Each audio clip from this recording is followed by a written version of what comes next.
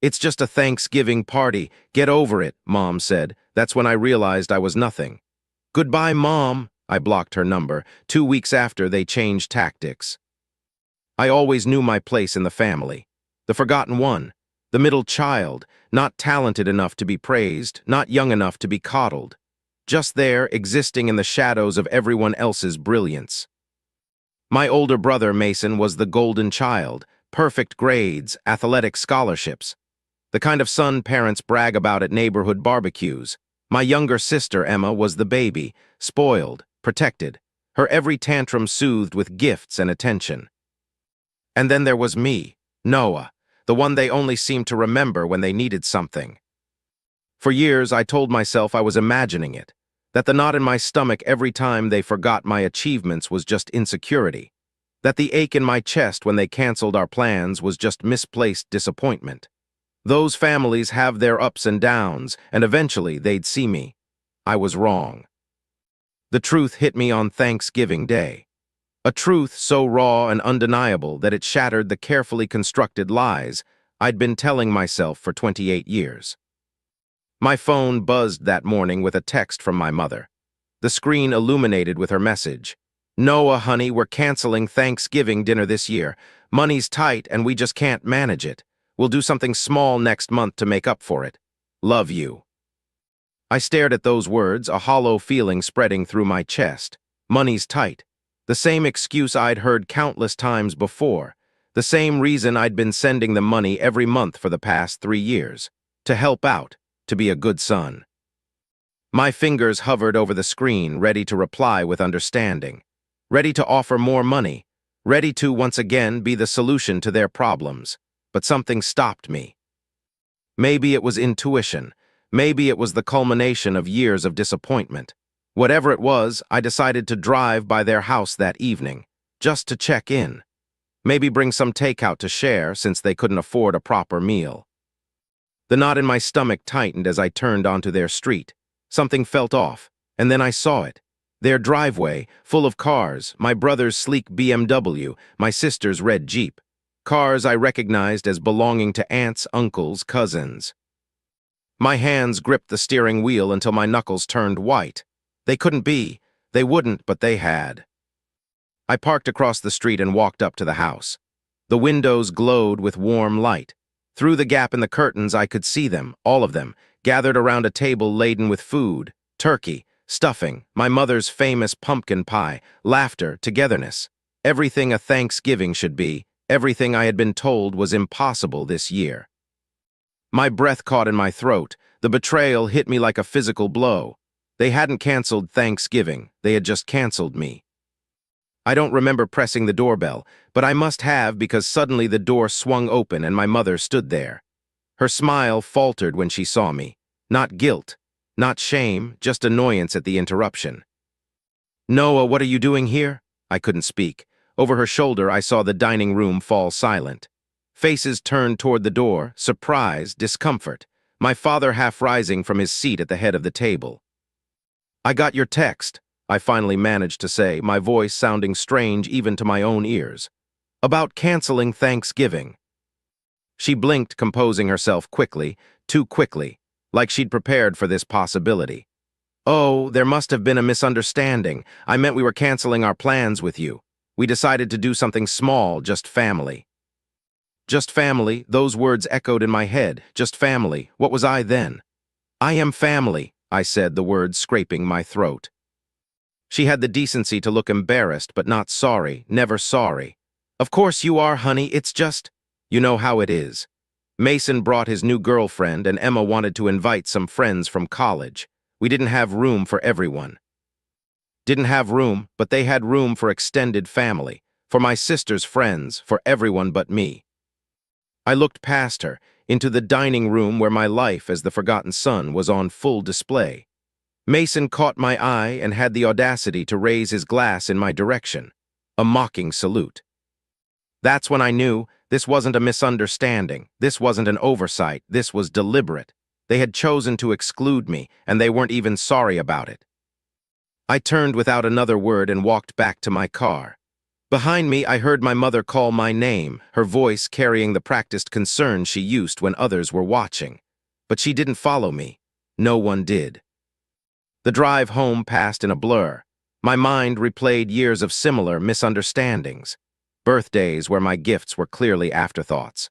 Family vacations I learned about through social media posts. The constant refrain of "we thought you were too busy" or "we didn't think you'd be interested." They hadn't wanted me there.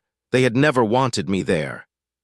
When I reached my apartment, I sat in my parked car, unable to move. The reality of my family's betrayal consumed me, but with the pain came clarity, crystal clear realization of how I'd been used. For the past 3 years, I'd been sending them money, helping with bills, babysitting Emma's son when she needed a break. Just last week, I'd put down a deposit on a car I was planning to buy for Christmas, a reliable SUV to replace their aging minivan. And all along, I'd been nothing to them. An ATM, a convenience. My hands trembled as I pulled out my phone and called the dealership. The salesman was surprised to hear from me so late on Thanksgiving. "I need to cancel that purchase," I said. "Something's come up." "The family SUV? But you were so excited about surprising them," he replied, confusion evident in his voice. "Plans change, they won't be needing it after all." I hung up and finally went inside. My apartment felt emptier than usual. The silence pressed in around me, reminding me of my solitude. But for the first time, that solitude felt like a choice rather than a sentence. That night, I made a decision. I was done. Done being their safety net. Done being the forgotten son who still showed up with his wallet open. Done pretending we were a family when clearly I was just an outsider looking in. The calls started the next morning. My mother first, her voice sweet and concerned, wondering why I'd left so abruptly, asking if I was feeling unwell, not once acknowledging what they'd done. I let it go to voicemail, then my father, gruff and to the point. "Your mother's upset, call her back." Delete. Mason, Emma, even my grandmother recruited to make me feel guilty for causing a scene. I turned my phone off and spent the day in peaceful silence. For once, I didn't rush to smooth things over, didn't scramble to be the understanding one, didn't apologize for feeling hurt. The real storm began 3 days later when I didn't show up at Sunday dinner, a tradition I'd kept religiously, even when it meant missing other opportunities, even when it meant driving 2 hours after a full day of work, even when no one seemed to notice if I was there or not. My mother called again. This time I answered. "Where are you? Everyone's waiting." No hello, no how are you, just impatience that I had disrupted their routine. "I'm not coming," I said simply. "What do you mean you're not coming? It's Sunday dinner." "I know what day it is. I'm still not coming." There was a pause. I could almost see her calculating her next move, the manipulation that would usually work on me. "Your father isn't feeling well. He was asking for you." My throat tightened. The familiar guilt rose up, threatening to choke me. How many times had they used my father's health to control me, to ensure I fell in line? "If he's that unwell, take him to the hospital," I replied, surprising myself with my steadiness. "I'm sure Mason can drive him." "Noah, how can you be so selfish after everything we've done for you?" I laughed. I couldn't help it. The absurdity of her statement broke through my composure. "What exactly have you done for me, Mom, besides lie to me, besides exclude me, besides make me feel like I don't matter?" "That's not true. You're being dramatic. If this is about Thanksgiving, I told you there was a misunderstanding." "It wasn't a misunderstanding. You didn't want me there. Just admit it." Silence, not the silence of guilt, but the silence of someone whose manipulations have failed, who needs to recalibrate. "Fine," she finally said, her voice cold. "Be that way, but don't come crying to us when you need something." The irony of her statement wasn't lost on me. When had I ever gone to them for anything?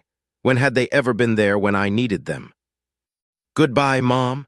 I hung up and blocked her number. Then I blocked them all, one by one, cutting off the avenues they used to reach me, to control me, to make me doubt myself. It was surprisingly easy, like finally putting down a heavy weight I'd been carrying for years.